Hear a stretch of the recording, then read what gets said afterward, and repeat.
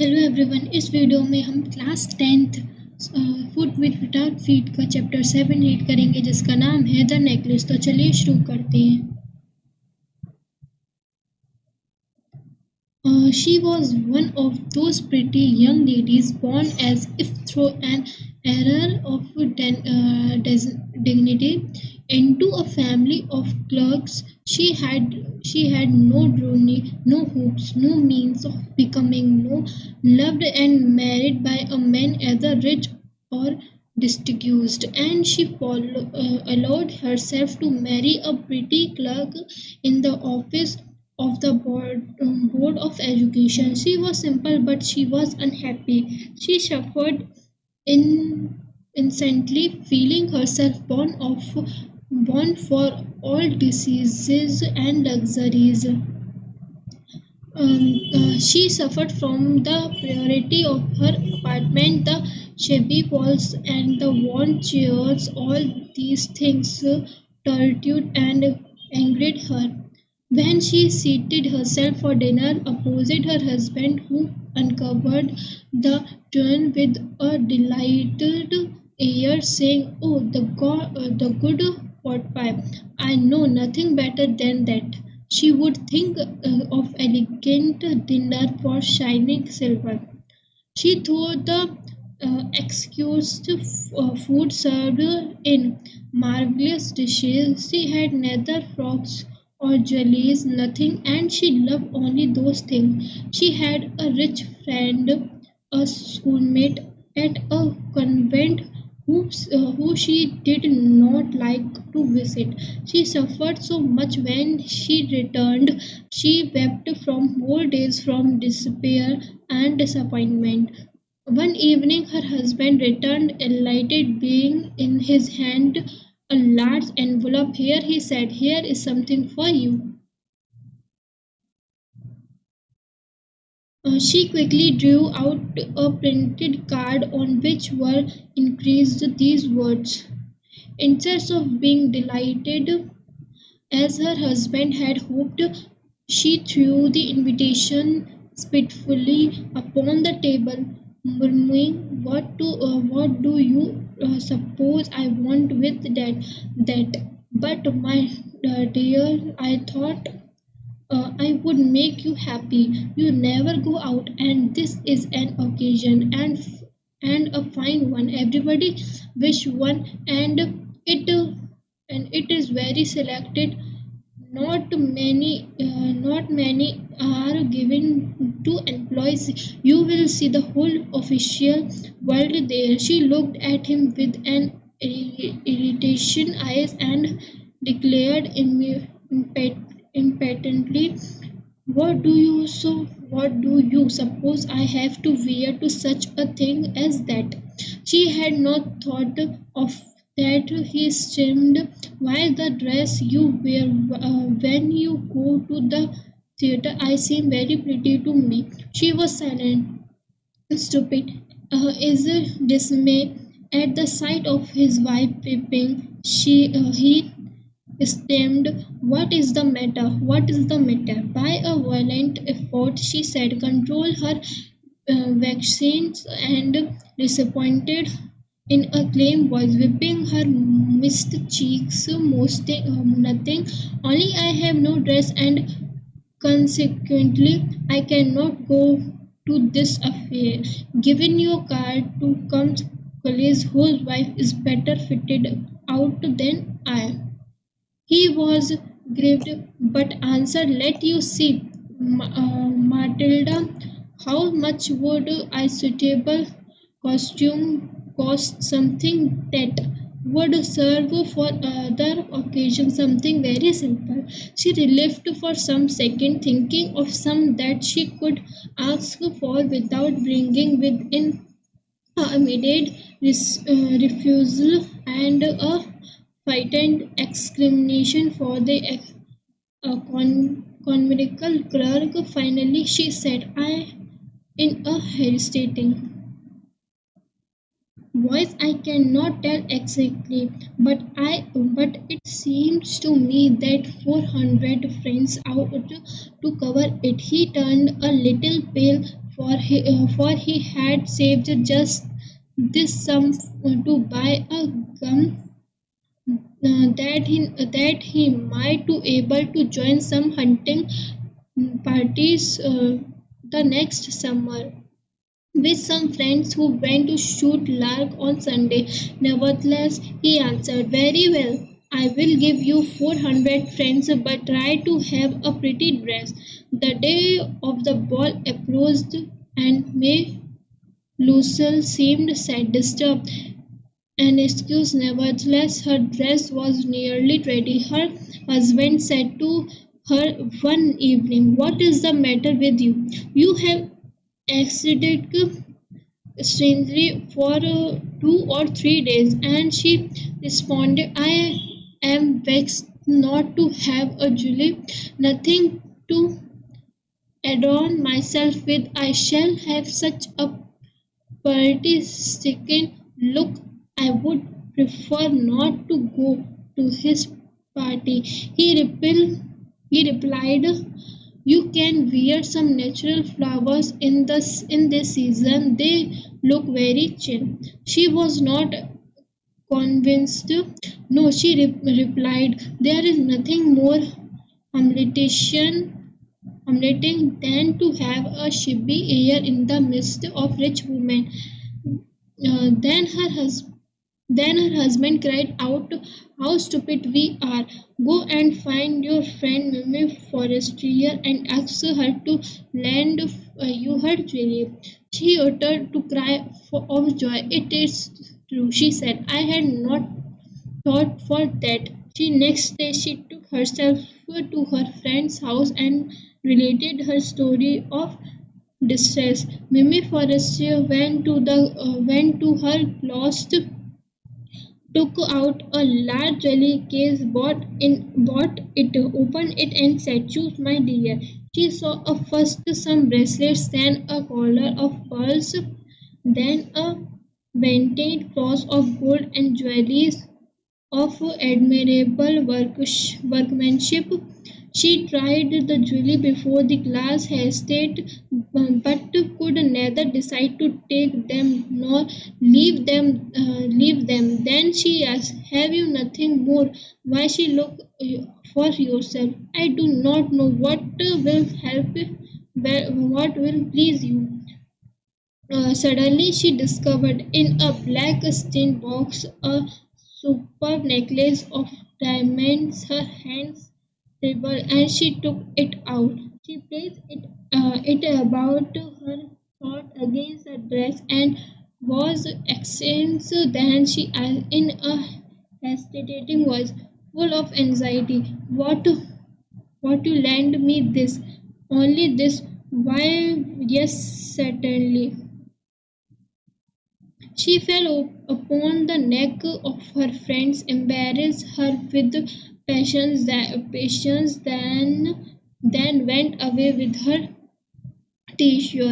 The day of the ball arrived. Mimi Loisel was a great success. She was the prettiest of all, legend, gracious, smiling and full of joy. All the men noticed her, asked her name, and wanted to be presented. She danced with enthusiasm, intoxicated with pleasure, thinking of nothing but all this admiration, this victory, so completed and sweet to her heart. She went home towards 4 o'clock in the morning. Her husband had been half asleep in one of the little sal- salons since midnight with 3 other gentlemen whose wives were enjoying themselves very much. He threw around her shoulders the modest wraps they had cried was poetry classed with the elegance of the ball costume. She wished to hurry away in order not to be noticed by the other women who were wrapping themselves in a rich furs. Loison detained her. "Wait," said he. "I am going to call a cab." but she would not listen and descended the step rapidly. When they were in a street, they found no quarries and they became too sick for one. Hailing the coachman whom they saw at a distance, they walked alone towards the river, hopeless and shivering. Finally, they found one of those old carriages that one see in Paris and nightfall. It took them as far as their door and they went wearily up to their apartment. It was all over for her and on his part he remembered that he would have to be at the office by 10 o'clock. She removed the wraps from her shoulders before the glass for a finally view for herself in her glory. Suddenly she uttered a cry. Her necklace was not around her neck. Leslie, already half undressed, asked what is the matter. She turned towards him excitedly. I no longer have name Forrester necklace. She arose is dismay. What? How is that? It is not impossible. And they looked in the folds of the dress, in the folds of the cloak, in the pockets, everywhere. They could not find it. He asked, "You are sure you still had it when we felt the mistress house?" Yes, I felt it as we came out, but if you had lost it in the street, we should have heard it fall. It must be in the cab. Yes, it is impossible. Did you take the number? No. And you did notice what it was? No. They looked and each other until cast down. Finally, Lossel raised himself again. I am going, he said, over the track where we went on foot to see if I can find it. And he went. She remembered her in her evening gown and having the post to go to the bed. Towards 7 o'clock, her husband returned. She had found nothing. He went to the police and to the cab office and put an advertisement in the newspaper offering a rewards. She waited all the day in the state of bewilderment before his frightful visitor. Loisel returned in the evening, his face pale. He had discovered nothing. He said, write to your friend that you have broken the clasp of the necklace and what you will have it repaired. That will give us time. Yet she wrote as he dictated. At the end of a week they had lost all hope and lost older by 5 years. Declared we must replace with jelly. In a shop of the palace, palace royal they found a chaplet of diamonds which seemed to them exactly like the one they had lost. It was valued at 40,000 francs. They could get in it for 36,000. Lossell possessed 18,000 francs with his father had felt him. Her borrowed the rest. He made resumes, promised, took money from users and the whole race of lenders. Then he went to get the new necklace, depositing on the merchant counter 36,000 francs. When Mimi Lossell took back the jelly to Mimi Forster, the letter said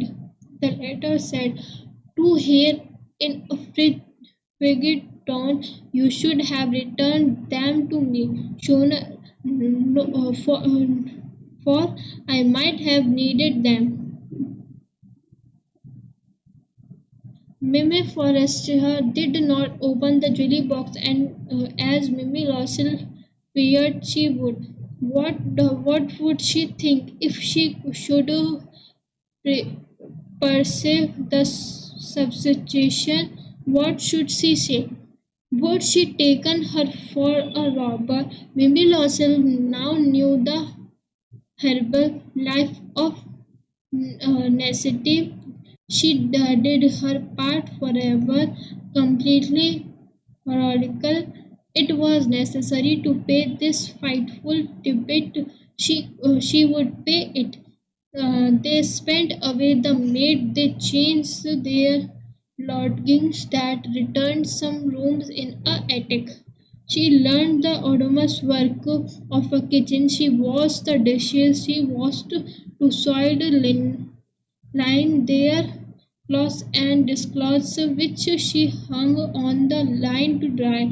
She took down the refuse to sit each morning and brought up the water, stopping at each landing to catch her breath and clothed like a woman of the pupil. She went to the grocer, the butcher, and the fruiter's with her basket on her arm, shopping, hanging to the last saw of her miserable money. The thousand work evening, putting the books, some merchants in order, and nights he often did copying at 5 saws of a page, and this life lasted for 10 years. At the end of the 10 years, they had restored all Mim Lossell seemed old now. She had become a strong hard woman. She proved woman of the poor household. Her hair barely dressed, her skirts away, her hands said spoke in a loud tone and washed the floor with large pails of water. But sometimes, when her husband was at the office, she would seat herself before the window and think of that evening party of former times, of that ball where she was so beautiful and so flattered. How would it have been if she had not lost the necklace? Necklace, who knows how singular is life and how full of changes. How small a thing will run or save now. One Sunday, as she was taking a walk in a Champions Ely's to rid herself for the carriage of the weeks, she suddenly perceived a woman walking with a child. It was Mim Forrester, still young, still pretty, still attractive. Mimi Lossell was affected. Should she speak to her? Yes, certainly. And now that she had paid, she would tell her all. Why not? She approached her. Good morning, Jenny. Her friends did not recognize her and was astonished to be so firmly addressed by this common personage. She stammered out, the madam, I do not know. You must be mistaken. Now I am Matilda Lossell, her friend uttered to cry the astonishment. Oh, my poor Matilda, how you have changed. Yes, I have had been hard days since I saw, and some miserable ones, and all because of you, because of me. How is that? You recall the diamond necklace that you loaned me to wear to the Mr. Ball. Yes, very well, very well. I lost it. How is that? Since you returned it to me, it returned another you exactly like it, and it has taken, yes, us 10 years to pay for it. You can understand that it was not easy for us who have nothing, but it is finished and I am retainedly content. Mimi Forrester stopped short. She said, "You said that you bought a diamond necklace to replace mine." "Yes, you did too. Perceive perceive it then. They were just alike." And she smiled with proud and smiled joy. Mimi Forrester was touched and took both her hands as she replied, "Oh my good Matilda, mine were false. They were not worth over 500 francs. Thank you."